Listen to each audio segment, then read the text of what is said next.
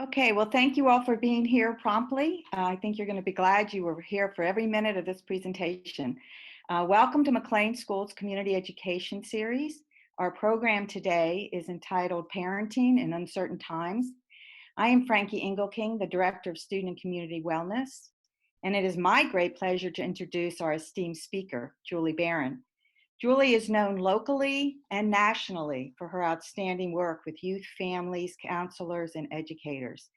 She is the co-author of the book, What Works with Teens, a professional's guide to engaging authentically. And she is also the director of Julie Barron and Associates. Even though Julie left her position as McLean's middle school counselor a few years ago, she continues to be a wonderful resource to our students, parents, and teachers. So please help me in welcoming our dear friend and colleague, Julie Barron. Welcome, Thank, Julie. thank you, Frankie. That was such a nice introduction. And I particularly am chuckling on the inside at it was 2006. It's like 14 years, but it feels like not so long ago that I left McLean School.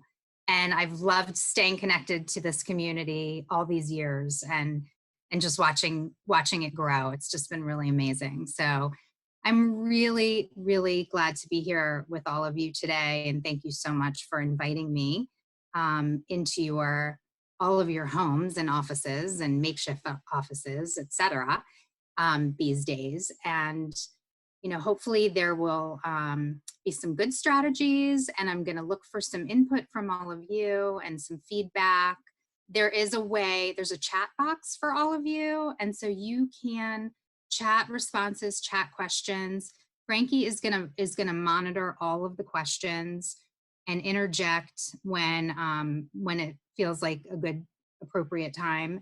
You can absolutely feel free to share feedback, ask questions throughout the program, and we will get started. So I know that the McLean School community and anybody connected to it is familiar with mindfulness, because McLean School has made it a point to value, teach, and practice mindfulness. And if ever there was a time to be able to keep our attention on the present moment and be as effective as we can be, it is now for sure.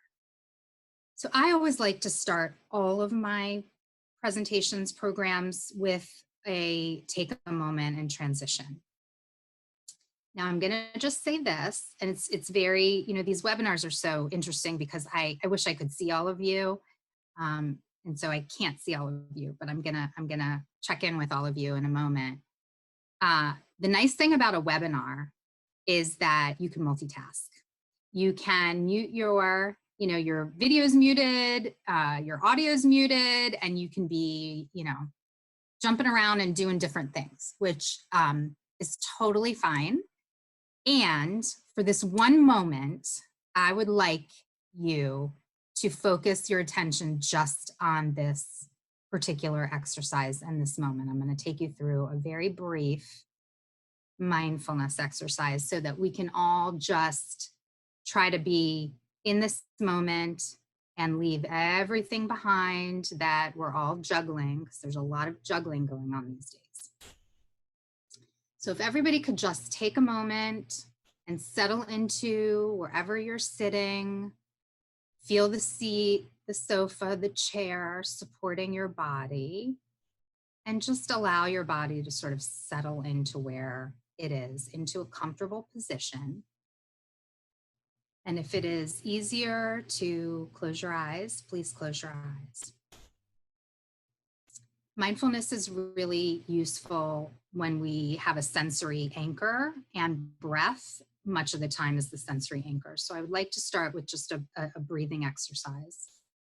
So if everybody can just notice your breathing, allow it to settle in and just be in its natural rhythm. And just allow yourself to breathe at the natural pace that you usually breathe. Inhaling through your nose and exhaling through your mouth. And as you're breathing, notice where you feel the breath. Notice it entering through your nostrils and moving its way down through your chest into your belly, with your belly expanding. And the release on the exhale through your mouth. And just let yourself rest in your breath, noticing any distractions that enter your mind, because they will, and allow them to just be there and pass through like clouds in the sky. And redirect your attention back to your breath. And just take 2 or 3 more cleansing breaths.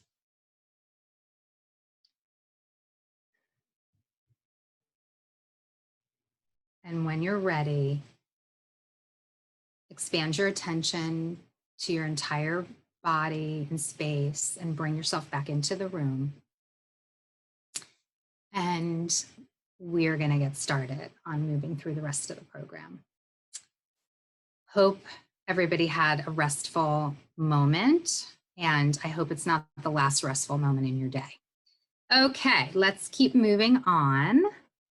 How's everybody feeling? Can I get some checking in? Is that okay for everybody? You can type it in the box.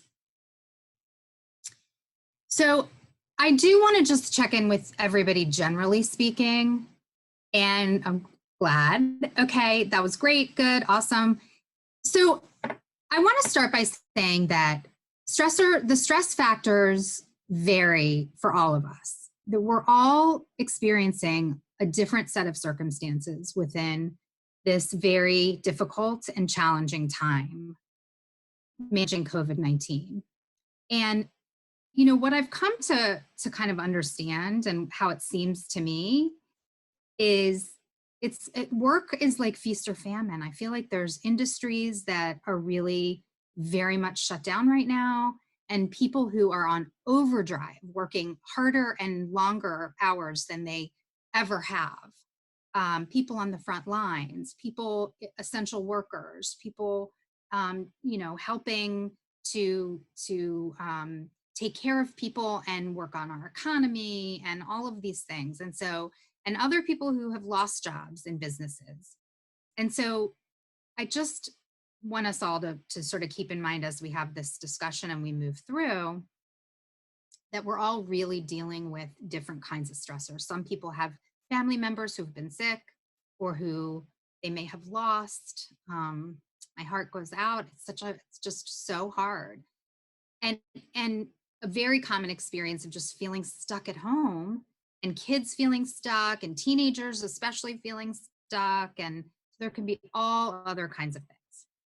So let me just ask, generally speaking, how are you doing in all of this, in the stay at home, in the change in our lifestyle? I basically just want to get a sense from all of you, and you can type it in the chat, like, is this super, super hard? Is it better than you expected? Are you doing okay? Are you really struggling? Like, give me kind of a read about what's going on. And again, you can type it in the chat box.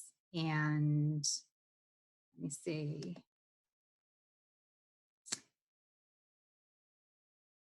I saw somebody raise their hand, but kids are doing better than I am. Every day's a different day.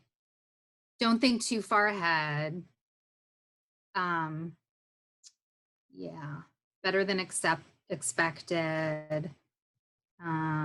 Grateful for being together. Each week is different. I know, don't think about the fall. And we're going to start thinking about the summer. Super mom, there's a lot of super moms and dads out there right now, for sure. And going day by day. So great. Thank you for all of your responses. I know there was something about camp in there.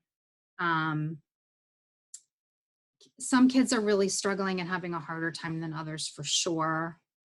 And some days are tougher than others. So there isn't really a standard experience that we're all having here. Oh, somebody's moving. That's so hard to be doing and all of this and all of the things that we had planned that just are much more difficult. Okay, thank you. Worried about the kids in the fall. All right. Thank you all for your replies. That was really helpful to get a sense. So what I'm gonna try to do is really focus on kind of the state we're in, how we're doing, where we're at, and then go through a bunch of different strategies that hopefully will feel useful, ways to think about things. So another way to check, oh, and then at the end, we're really going to talk about some of the upsides, opportunities, things we can hopefully feel grateful about and all of that. So I feel like one of the ways that I get through is to really try to find, the positive. And there are so many multiple truths in this whole situation.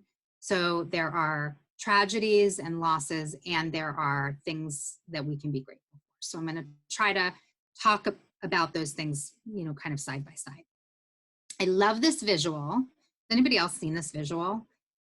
Someone had sent it to me, and I think it speaks to the process that we're all going through and sort of trying to find our space. And I've also really been thinking about this COVID stay at home whole thing in cycles and stages. I don't know if you guys are thinking about that as well, but with regard to how we're doing and how we're coping, you can see here on this visual that, there's this initially, I think we were all in this like fear zone, right? Where we're really shut in. And that was when everybody right at the beginning of all of this is running to the store and buying up all the shelves of toilet paper and paper towels and, all the things that we're worried we're not going to have enough of. Those are emotion driven behaviors. So the fear zone is largely emotion driven behaviors. And then we begin to move into this learning zone where we begin to get to a place of acceptance, accepting what we can and cannot control, really settling into identifying our emotions, which I'm going to talk about a little bit later also, and wrapping our heads around all of this, gathering information, really trying to, focus on facts versus fear. And then we're sort of evolving into this growth zone, right? Where we are trying to help other people. I know the McLean community is doing a lot to help others, and really trying to reinvent ourselves, even if temporarily, so that we can adapt and be functioning at our best and for those around us during this time. So this is just a little bit of a, where are you in this? And so you can kind of get a read and see where you are in this trajectory here.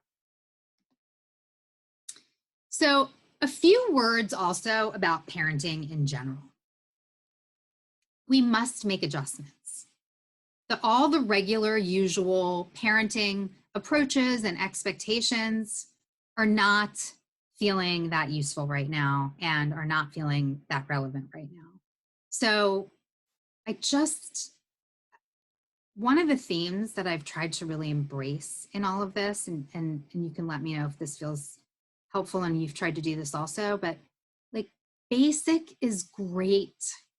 Like basic, we are focused on basic needs. We are focused on just really, like, I was texting with one of my friends last night and we were like, okay, survival and together. Like if we're surviving and we're together, okay, like that's what we're settling for right now. So good enough is good enough when it comes to parenting. These are not going to be our, stellar moments as parents in terms of moving our kids towards, ultimate growth. Really, I think we are teaching very valuable lessons by doing the best we can with what we have. You are welcome for that permission. I'm giving you permission. Really, please be just good enough. We all just need to take the pressure off of ourselves The other thing is, forget everything that you have ever been told about screen time. So mostly, I'll say mostly, this is such a new era. We're doing everything on screens. And I know that there's, let me just caveat this by saying there's absolutely a developmental element to how we're helping our kids manage screen time. There is absolutely still a role for monitoring and some management. And at the same time, this is how they are connecting with their friends. This is how they are learning. This is how they are engaged. Fortunately, I mean, could you all imagine this happening in a time without all this technology? We would really it would really be trying. We would be feeling so much more isolated. So while it's far from ideal, it is really like a fortunate thing that we can do this. And so I think, kids are just on screens a lot longer now and for a lot, more of their day. We're going to talk about structuring time in a little bit, and then we can weave in some of the screen time stuff. But just as sort of a caveat, I think we need to be easy on ourselves and easy on our kids. And some things are just going to be kind of let go. Right? So just that's what I think. That's how I feel. Obviously, we're not going to let our kids do something dangerous online, or if they're really struggling, we're not going to let them continue to struggle. But just as a general kind of caveat. Okay, the next is modeling is critical. We all really, and thank you for your comments. I love the chats. I can see them, so it helps me see kind of where you are on what I'm sharing. Modeling is critical. We as parents need to be our best selves right now. And think about this, especially with teenagers. When are you going to have them in the house this long again? I know there are probably some moments where you're wishing that they were just not in the house right now. I know I have two teenage boys, they're 15 and 17. And so I'm in the thick of this with teenagers. Those of you who have younger kids, really, my heart goes out to you, and I admire you and your patience, because I know you're having to dig deep to keep these kids, structured and busy, and it's harder I think with the younger ones than it is. There's different kinds of struggles that we have with the older kids. But we need to model how we're managing our emotions, how we're structuring our time, how we ourselves are using technology, how we're communicating with each other, all of these things, how we handle and manage difficulty. I really feel like this generation has not had a lot of hardship. I mean, aside from sort of individual hardships that kids have, and I'm not discounting those, but as a whole, collectively, we've made things pretty easy for them. And they get a lot of support, and we make sure to help them achieve particular outcomes and all of these things. But really, this is the time where we don't have control over this. And so being able to model distress tolerance skills and the uncertainty piece, which we're going to talk about, is just really important. And they're watching us. Our kids are watching us, and we are in close quarters, and you won't have this time again. As soon as they can really get out and about, when we are really out and about, once we have a vaccine and really get past this, they're going to be out of the house much more with their friends, which is where they need to be. So let's use this as an opportunity. The other is, when we are trying to create new structures at home, and kids also are good problem-solving partners, teens in particular are great problem-solving partners. And I am of the mindset that we do with, and we get more from when we do with than we do to. So top down and us just setting rules, is not the best way to get good outcomes and be effective. We need to invite them into helping us figure out a way to solve whatever problems are arising within the household, or just in terms of how we're coping. Okay, everybody good on that? We are going to move on to our first set of real strategies in terms of how can we cope. The first thing really is to understand that uncertainty and learning to tolerate uncertainty is a necessary and critical life skill. It is one of those social emotional skills that is really important. And if you ask yourself, particularly if you have known somebody who's experienced really more clinical anxiety or anxiety that's felt more problematic or really gotten in the way, we all feel anxious. And right now, I think, we're all definitely feeling anxious. But uncertainty and the not knowing is the underpinning of anxiety. It's what produces the anxious emotion. And so a lot of times what we do without realizing it is we really try to control or over control outcomes to compensate for the uncertainty or not knowing. And that can be really helpful if there are things that are in our control, right? So I like to make the distinction between useful worries and useless worries. Useful worries are actionable worries. They are worries that help us figure out what to do, that empower us. Things that we worry about that we don't have any control over only serve to increase our distress and our negative emotions. And so it's just not really that helpful.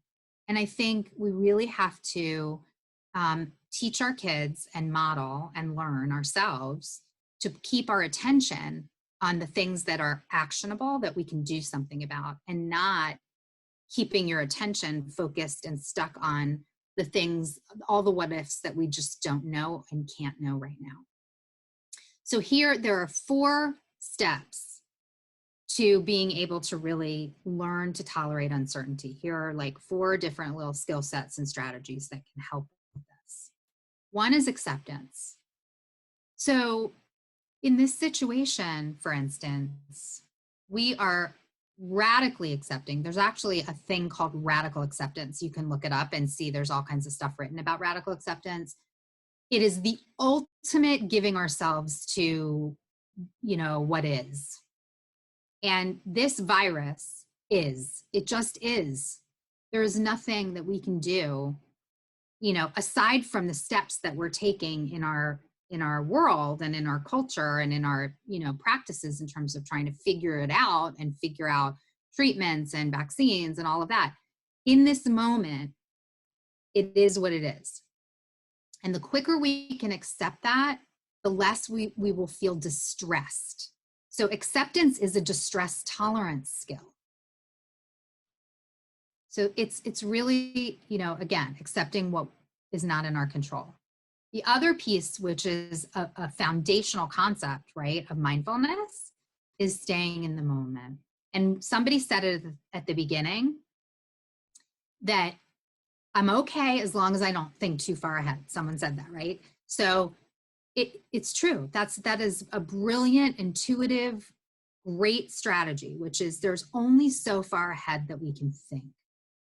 So just to go back to the conceptualization of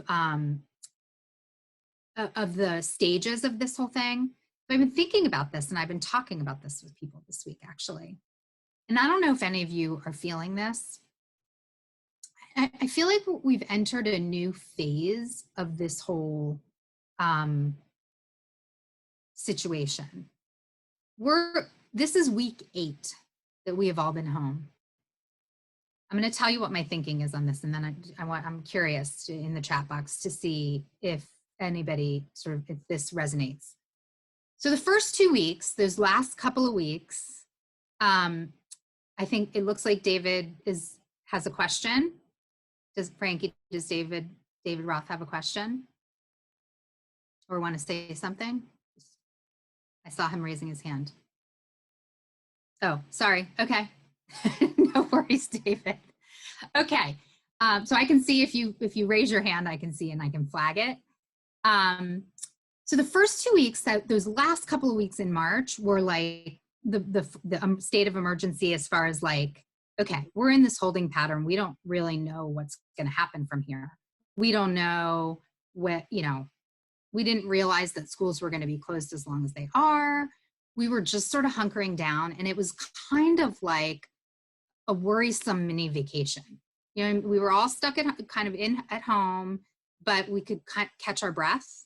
And I saw a lot of my teenage clients and my teenagers at home, their shoulders just like dropped. They were so relieved actually to have a break, like every single one of them. So we were in this break mode, I think, for the first couple of weeks. Then we realized, okay, this was like probably at the end of when McLean came back after spring break. We were like, okay, we're going to have to gear up and have a new reality and a new school experience, and we're going to have to make some adjustments. And so we were all really focused on the productivity of getting our heads around, these new ways. And so then we started to kind of settle into that. And that I feel like was our April. And I don't know for you, for me, it felt like there was this checkpoint. May 15th felt like kind of like a checkpoint for me of like, okay, an evaluation point of like, here's where we're going to evaluate things, right? Things were closed till the end of April. Then it went to May 15th.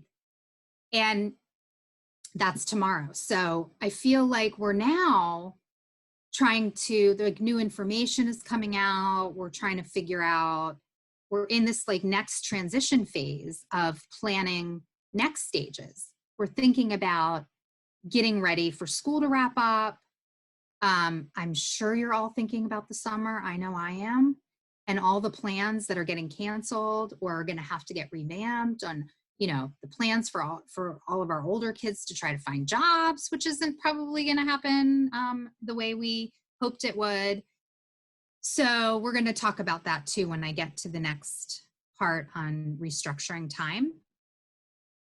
But so I think we do, to get back to staying in the moment, have to, with each stage that we're in, we have to recognize where we are and be there and do that, whatever is needed and necessary.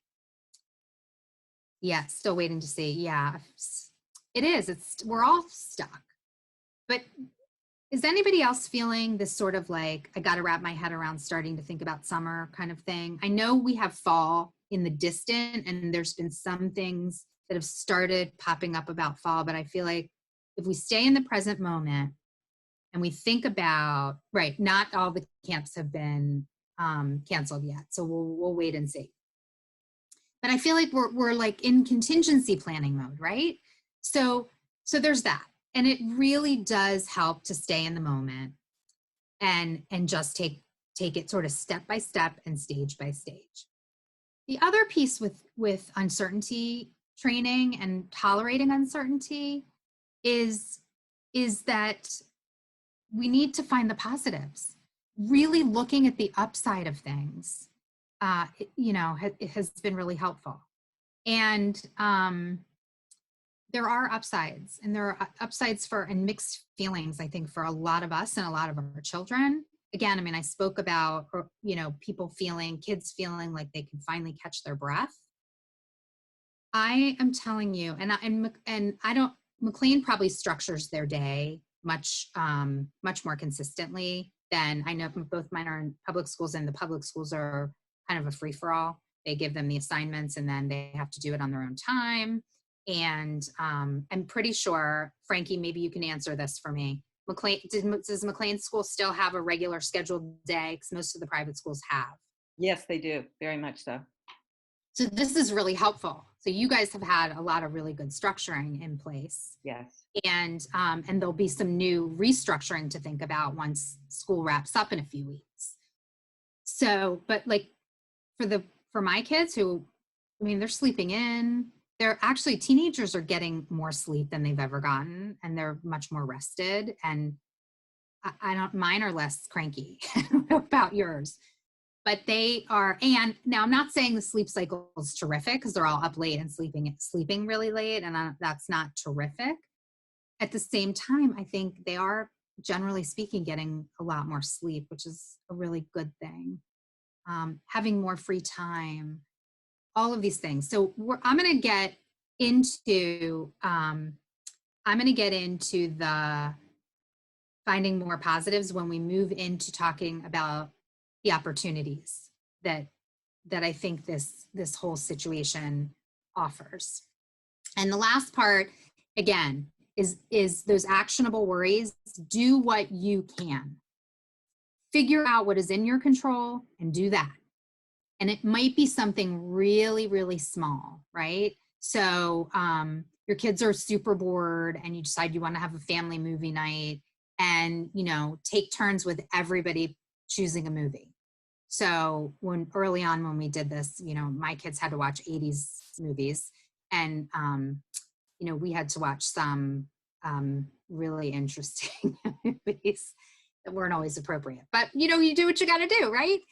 So it's really just do what you can do and focus on those things that you have control over. All right. Any questions or comments about managing uncertainty or ideas that I didn't talk about that you are using that you want to share? I'm going to give just a second and see if anybody wants to add to anything before I move on. Okay, I'm going to move on. So the next piece is on how can we cope is restructuring. So we really need to think about how to structure our time. And there are just, whether you have a structured school day or not such a structured school day, there are a lot more hours in the day to figure out what to do with. So the basics, I always start with the basics. And this very last part about use subtraction. So what we want to do is we want to create ways to spend our time that promote health, well-being, and productivity, and subtract all of those things. And then the amount of hours left is the free-for-all screen time that isn't involved in something productive, is sort of how it's been working in my house anyway. I have teenage boys who I think have grown like headsets out of the sides of their head, if that's possible.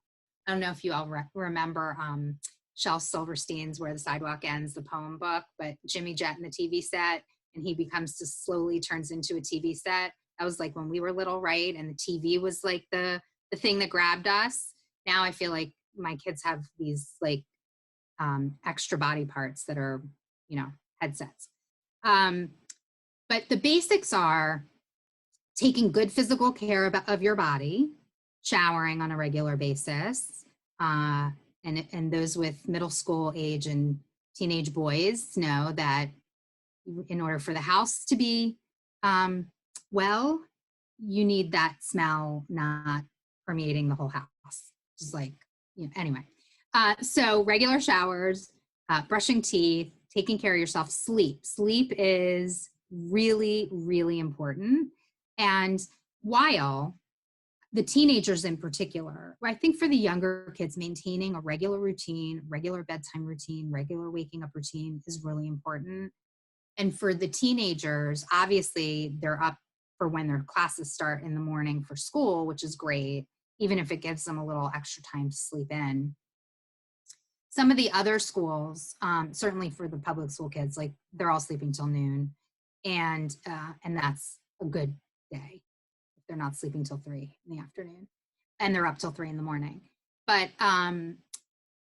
so I don't know, in my head, and we all have different tolerance for this. I'm in my house, the things that I am willing to go to the mat on, and my kids know is sleep. So it's not a free for all with the internet through the whole night. It's things get shut off at a certain time. And so in my mind, I've sort of been thinking, if they're winding down and going to sleep by around midnight and they're rousing and getting up and out of bed somewhere in the realm of 10:30, we're in good shape, which is, goes back to good enough parenting. So that to me is where like my thing is. And as parents, we all have different tolerances for different things, and our kids need different things. So I think it's just important to recognize what your bottom lines are, because we cannot fight over everything right now. It's just not going to be a pleasant existence. So the other thing is, when we get past the basics, I know they're all, okay, so McLean classes are starting at 8:15, which is great because it's sort of the regular thing, but the teenagers are staying up later with their friends. They are. This is what I say. If they can function to get up in the morning and do what they need to do, you know, you may not have to over monitor it, but if they are not getting their obligations, meeting their obligations and expectations, then we have to step in and help to manage things a little bit more. That's sort of my general frame, like where my lines are. The other thing in terms of finding, spending time is purpose and meaning. And purpose and meaning is fundamentally feeds our well-being. It's what we want our kids to strive toward in their life in terms of finding something that's meaningful to them and purposeful. It also is, we can use it to break up and figure out what to do to plug into extra hours in our day. And also, I really encourage you to be thinking about this for summer stuff too. So if there are things your kids had planned to participate in that have gotten canceled, that have been canceled at this point, some sleepaway camps have decided not to have, some of the sleepaway camps are waiting to see, or maybe going to start later in the summer. But there are going to be extra hours on their hands. And so it also is a really good time to help us cultivate in them and get sort of them thinking about what's meaningful to them, what's interesting. If they have a particular talent or something that's important to them, we want to help them maximize spending their time on that. And the next part is to think in categories. So the categories can be anything, but it's basically general like domains, right? So there's the work and school category, there's the self-care category, there might be an element of like spirituality, religion category, there might be a creativity category. I think it's really good to have an exercise, movement, physical wellness category. My kids don't like the word exercise, so I try to use movement instead. And I like this Making Caring Common program, which is great. Somebody just chatted in one of the things. Okay, yeah, let me repeat the categories. It's our general wellness, right? Taking care of ourselves. It's it can be creativity, it can be spirituality, religion, exercise, movement. And then there's a leisure category, right? Where it's just like time that you could do whatever you want. There might be, reading or books, helping around the house, contributing to the household community, because I think kids can really participate around the house and contribute in different ways that they were so busy before that I think it was really hard to get them in to do those kinds of things. And thanks, Mike. Thank you for jumping on. And but the categories can really be anything that feels meaningful to you. And then what you can do is make a list of things summer projects, make a list of things, brainstorm ideas in each of those categories. And if we have those ahead of time and we want the kids to do it, like I'm encouraging a lot of my teenage clients to do this and my own kids to do this, to be thinking about, so when they're bored, it's like, well, you've got all of these things that you've brainstormed or projects. So how many of you are taking on and doing projects around the house that you thought you'd never in a million years have time to do? It's like that, but like not projects around the house for the kids. Something that they can do to contribute for other people, or design part of their rooms, or also creating spaces in the house. So if you have a kid who's really artistic, find a space and create an art studio and have them help you with that. If you have a kid who likes to dance, set up a mirror somewhere and create a dance studio, exercise space, things like that. I was reading about another article, and this is a little bit more extravagant, but like one family's kids were skateboarders and they built skateboard ramps in the backyard, and the kids were able to go in the back and just work on tricks. And again, I mean, this is like anything that they can work on is building mastery. And what we want is for them to learn those skills around building mastery, right? I didn't get it right. It wasn't exactly how I wanted it. Getting better, master. So we want them to experience that whole process. Then once you have all of these categories and things that you can plug into a schedule, you can plan your day, your week, or your summer, right? So the thing that I have been encouraging, and some of my my clients I have a whiteboard in my office. I love using the whiteboard. If you as a family can order a whiteboard to have in the house where you can sort of keep the schedule week by week up, the kids can use the markers, they can help with it. They might even be able to help plan, meals, things that you want, just getting them engaged in that way. Teenagers can keep the whiteboard in their rooms and plan the work that they have to do, or if they have a fitness routine they want to follow, or any other project that they're working on. And that's a really nice way just to create maps for them, just sort of these visuals that they can use to keep themselves together. So I also want to say this about summer. I've been thinking about this. And I've been talking with a lot of teenagers about this and parents about this. I think that there has to be a way in different neighborhood communities or different parenting communities for the teenagers to play an active role in occupying time with the younger kids. I'm not just really talking about babysitting per se. I'm talking about providing a more structured experience, potentially outside in someone's backyard for part of a day or for one exercise or activity, but also online. We can do these, they can all get on Zoom calls or, video chatting, and teenagers can begin to create art projects. Or I was talking to one of my clients who is a college student who's home, who's a science major. And I was like, you can design like science experiments and have the kids come on, and you could do like a science hour a couple days a week. Or, I assume as a parent, I would pay somebody to entertain my kids in a educational and structured way so that I had some times that I knew that they were going to be occupied. Also, I have somebody who's like an amazing musician. How many of you out there, this is a question, I'm curious.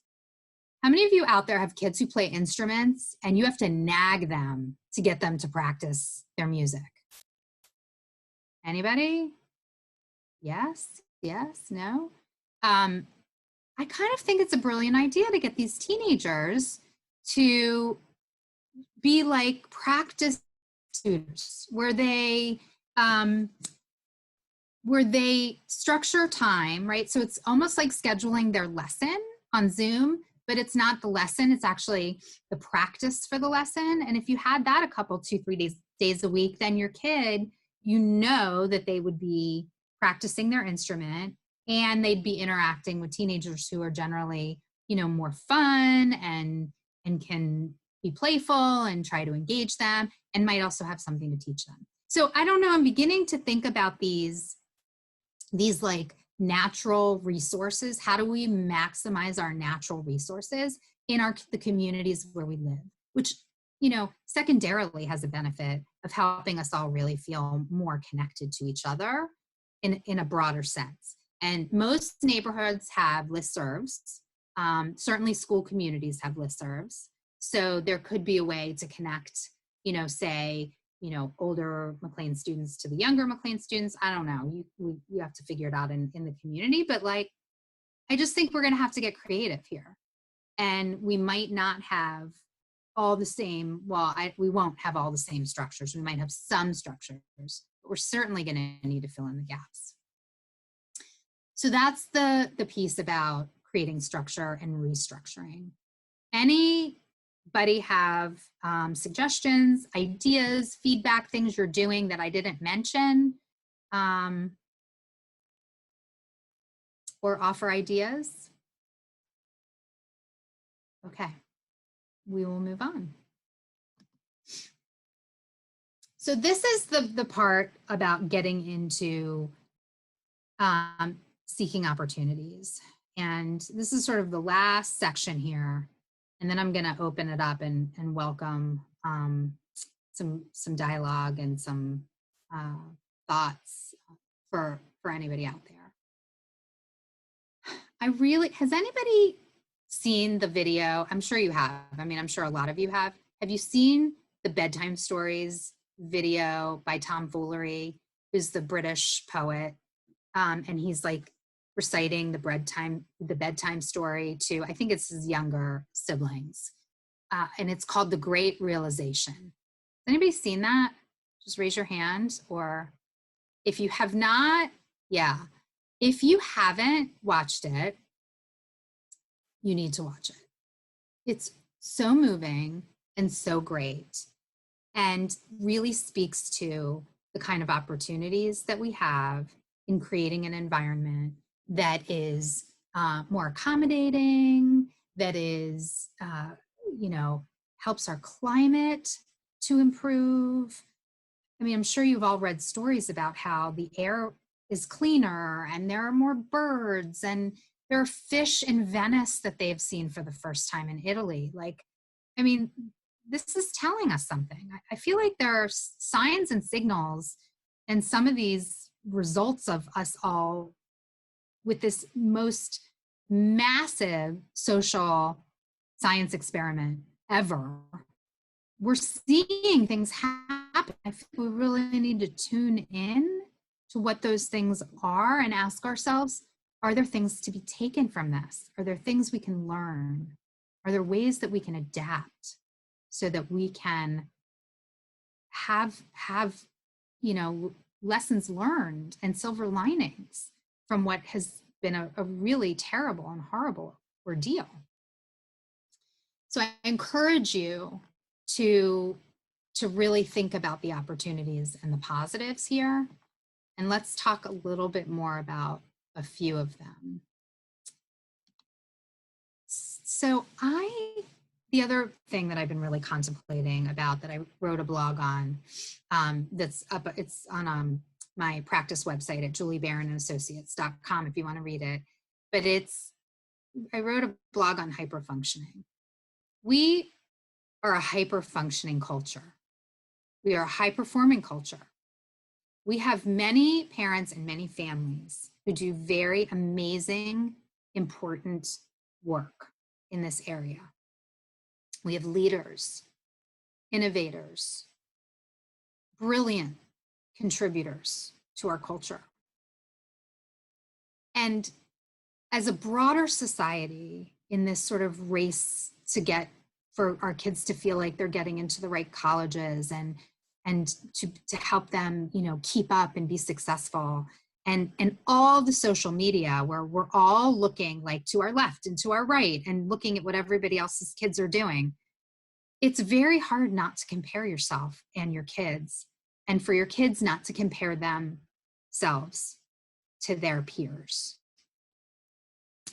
I found this study also that I thought was really interesting, that came from WebMD, that talked about, and they broke it down into by gender also, for boys and girls, adolescent boys, adolescent girls, about what the stressors are, and you can see the percentages. And the thing that really is stressing our kids out the most is homework and school, and the amount of production and the amount of output that is required for them to get the kind of results that we all believe and in reality require to get them to whatever the next step is. So instead of helping our kids carve their own path, learn where their own limits are, find the right balance for them, which ultimately, in my belief, leads them into the direction that they're meant to be. We are trying to carve them in a prescribed direction with a prescribed end result. And I think I would like for us as a culture to rethink the hyper functionality that we have embraced inadvertently. Like, I don't think we really meant for it to get that way, but like, then once we're all on the same super fast treadmill, how do you get off if everybody next to you on the same treadmill? Anybody out there has a solution, a magic answer to this? I would love to hear it. That would be really terrific. Does this feel like it resonates out there? That, I mean, one of the things I've really seen with these kids is that even the private schools who are maintaining a regular structured day and all of their course classes, it's the load is not the same. It's not the same. And everyone has embraced, all the schools really that I have seen have embraced that part of what we are learning in this time is not only to continue to keep up with academic skills, but really an opportunity to manage health and mental wellness, and also social emotional skills and learning. And I know that McLean School has always been, really committed to that in general. And so I just really want us all to grab this moment and remember, so that when, a year from now, when we're back in a more regular or familiar rhythm, that we can maybe try to find a better balance that lets our kids sleep more. That would be really good. Okay. Thoughts, questions? Okay, we'll move on. So this does take us next to the social emotional learning. And this wheel comes from CASEL's website, the Collaborative for Academic and Social Emotional Learning. And they've got great resources and research and everything. But these are the components of social emotional learning that they have outlined, which is self-awareness, self-management, responsible decision-making, relationship skills, and social awareness. We all know that these are the really critical skills that contribute to wellness, success, and achieving goals. And so we want to take this opportunity to really model. This goes back to what I said and what I was speaking to in the very beginning of our talk, which is that our kids are watching us, and how we're communicating at home, and how we treat each other, and how we allow for emotional expression in the house is really critical. Has anybody come across or read it's sort of a new-ish book that's out, Permission to Feel? Is anyone familiar with that book? It's written by Mark Brackett. It's a great read, yes. From Frankie's, like, yes. Okay. It's a great read. Mark Brackett runs, you're gonna love this. I totally love this. The Emotions Lab at Yale. I mean, how awesome is that? That they have an emotions lab? That's like the best thing I ever heard. So he talks about people becoming emotion scientists. And I have felt this for a long time, that we have, without even realizing it, we have evolved into this affect avoidant culture. As I was reading his book and listening to a recent podcast that Brene Brown did with him, who she's also somebody else that I think is fabulous.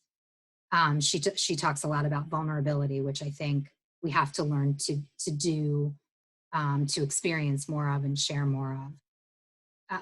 That it's not just that we're affect avoidant. Her podcast is great, right? She has a new podcast, Brene Brown, called Unlocking Us, and it is really fantastic. So it's not that we're just affect avoidant. We're in many ways, many of us are affect illiterate. We don't know how to name emotions. We don't know, how to put words to what we're feeling. And what happens when our emotions are not allowed an appropriate space in our conscious minds, in our bodies, and in our relationships and in our communications, is that it comes out in other ways. And we see all kinds of maladaptive, behaviors. We see, people with total outbursts. We see people who really internalize and, overeat or overwork or overdrink or self-harm or don't eat, or, there's like all these ways that that is all our systemic emotion management. That the emotions are not allowed to be, and there's lots of reasons why, lots of valid reasons why, but the emotions are not having a space to be validated and present. So this is the other critical thing, which is the emotions need to be, our emotional experience and the perceptions that we have need to be validated. We need someone to signal to us or tell us that what we're feeling and what we're experiencing makes sense based on who we are and the experiences we bring to the table. How we're feeling, what we're thinking, a particular perception makes sense. It might not help us be effective, it might be misguided, but there's a reason that person is feeling what they are in that moment. And so think about how you feel as an adult when you tell somebody or share something with somebody that might make you feel vulnerable, right? And they tell you what to do about it, or they make a suggestion about how to fix it. How do you feel? Like, ask yourself that. They miss the mark. So like if you come to work and you're like, oh, I had a really hard night. My kid is sick and they were up and I just didn't get a lot of sleep. And I am really not at my 100% today. And the person's like, well, you should go get a cup of coffee because we have like a big meeting, and like, can I go get you some coffee? You're like, okay, I just like shared something. But if they say to you, oh gosh, it's really rough. I know that's so hard to have your kid sick because you're worried, and then you're not sleeping, and so you're not rested. Don't, really, it's okay. I get it. It just settles you down, right? So that's the sensation of feeling validated. We need to do that with our kids. It is the number one parenting strategy when we go through relationship skills and parenting strategies. It's the biggest bang for your buck. Okay, moving down to the other pieces of what opportunities we have in dealing with hardship, which is tolerating distress. It is okay for our kids to feel bad. It is okay. Bad meaning any emotion that's difficult to tolerate and that isn't considered a positive emotion, right?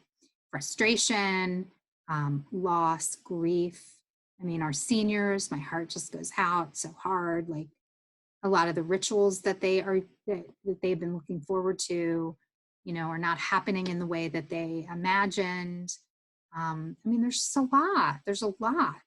And people can feel relieved and sad at the same time, which is a confusing experience, I think, for kids. to understand that you can be feeling opposing things all at once. And, you know, again, I mean, this is the selfie generation. This is the me generation. This is the, well, let me see what my picture looks like. This is such a good opportunity for our kids to learn about caring for others and about a collective well-being, a collective wellness. And then the acts of kindness and acts of compassion. There's been so much stuff written about it, and it sounds very basic and very simple. But it's really so useful. And it also, when we're compassionate with others, it enables us to be compassionate with ourselves. Your question about the boys at home who are having a lot of heightened emotionality. A lot of our kids are having heightened emotionality in this time. They're feeling cooped up, they're frustrated. It's help them put words to what they're feeling. And we have to be careful about this, because if we do it in this corny, kitschy way of like, so tell me what you're feeling, they're like, huh? They don't, you know, as a therapist, I really try never to say that, because that's just doesn't go over well. But really, like, to say to them, you know, this is hard. Like, you know, you might be having a lot of emotions about this, and really that's okay. You know, what are they? Like, what are you, do you know what you're feeling? A lot of times kids don't even know how to name what they're feeling. So this is a good opportunity to teach them how to do that. And the validation part, the validation and the acceptance of us accepting them, but not treating emotional expression as bad behavior. It's not bad behavior. It is emotional expression that is potentially disrespectful. You know, we can set limits around that, but I think we shouldn't see it as bad behavior. We should see it as really unsophisticated emotional expression. And then try to teach them how to express themselves in a more direct way, either verbally or by, you know, in art or reading, you know, sharing resources where they can see that other people are also struggling. So is this more helpful in terms of elaborating? Giving emotions a place and a space and a name does really help with the reactivity. Reactivity is on sort of one end of a spectrum, and inhibiting emotions is on the opposite. And so what we want to do is find the middle, and the middle is appropriate expression, appropriate identification of emotions, space for them to be, you know, in the light, and ways to express them, and then to validate them, and then to teach regulation. How do you regulate, right? Which is like, catch your breath. I know you're really angry. I know this is really hard. I want to talk to you. Let's find a solution. And you can't do that until you calm down, because our brains don't work really well when we're this upset, because it's true for all of us. Okay. So the last piece here, and I just want to give you a little sense. We're coming up on 1 o'clock. We have till 1:30. My content, this is my last content slide. So we're going to talk a little bit about the relationship for, you know, and these skill sets of the relationship, and then I'll open it up for more questions and discussion. Okay. In mindfulness, Frankie I don't know if you can all see the chat box, but Frankie just shared, in mindfulness, we ask children to locate the feeling in their body or give a color to help them identify it. I love that. So we experience emotions in several different ways. We have thoughts associated with our emotions. We have body sensations associated with our emotions. And we have urges associated with our emotions. And all of those things together lead to how we act on our emotion, which is the behavior part. What we want is to help kids not act impulsively on urges, and to slow them down and engage the thinking part of the brain, we could do something like this exercise, right? Of like, stop and just try to think and tell me what you're feeling. Like, help me understand. And they might say, I don't know. Can I offer some things that I think might be going on? We don't need to assume their experience, but they might need some help with the language of it. So I love that. Thank you, Frankie, for adding that. The last piece is, remember how earlier on I said that we have this great opportunity of togetherness that is partially driving us all crazy, but also really a good opportunity. This is a really good time to cultivate and to grow and strengthen your relationship with your kids and help them feel closer and connected to you as parents. Even our teenagers, we need to understand a lot of them are shutting themselves in their rooms or the basement or other spaces. That's developmentally appropriate. Like, they've got to have their own space. They really do. And I know my son is, my older son drives, and he'll say to me, Mom, I'm just gonna go for a drive. And I'm like, good, go. They need to have their own space. So there's a difference between worrisome isolation, just to be clear, and developmentally necessary separation. And so, we want them coming out for checkpoints. So many of you might be experiencing more time to sit down for dinner together. That's sort of our thing, which is like, everybody's in their own corners, but like, we're coming together at dinner. And we're gonna come together on the weekends and do some different things around the house so we can all chip in and contribute to keeping this house a place that we all want it to live in and to feel livable. And so when we wrote this, Britt and I wrote this book on what works with teens, which is, the book is written and designed for professionals working with teens, but the concepts are very relevant for parents. I'm going to tell you about a new project that we're working on also when I'm done with this part. But the pieces that came together when we interviewed teenagers and have talked to thousands of teenagers over the years and asked them what made a difference for them in terms of them feeling like an adult really had their back and they could trust them and they could feel connected to them. And they shared all of these stories and all of these qualities. And what we did was we sifted through it all, and it basically boiled down to these categories. They want to feel respected, which is valued. And I think we also have to respect and value the developmental stage that they're in, where their personal strengths and limits are, how they're wired. Some kids are wired to feel things more sensitively than others. And we need to demonstrate and communicate the value we see in that. Also the value in the function of a particular behavior. So people don't do things and behave in ways for no reason.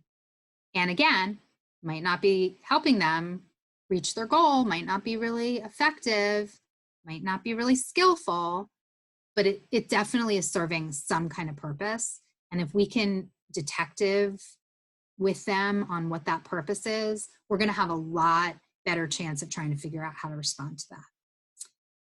The authenticity is, I've woven this into a lot of the talk about just really being real with our own feelings, being real with trying to understand their feelings, honesty about what's happening, honesty about what may or may not occur, and really letting yourself, and that authenticity goes along with vulnerability.